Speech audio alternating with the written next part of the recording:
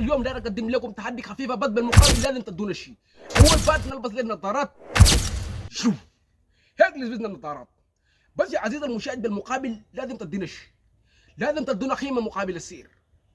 قيمه مقابل السير. نبدا التحدي. يا جماعه زي ما شايفين هذا هو الرقم الواحد وقف. والباقي لنا الرقم الاثنين. بالمقابل يا عزيزي المشاهد لازم تدينا حق. حقي شنو؟ لازم تعمل سبسكرايب، لازم تشترك لنا في القناه.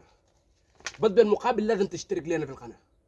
زي ما انتم شايفين القناه الموجوده قدامكم اللي فيها 50 مشترك فقط، لازم تشترك يا عزيزي المشاهد في الوقت الحالي. ياس وهي هي الرقم الثاني.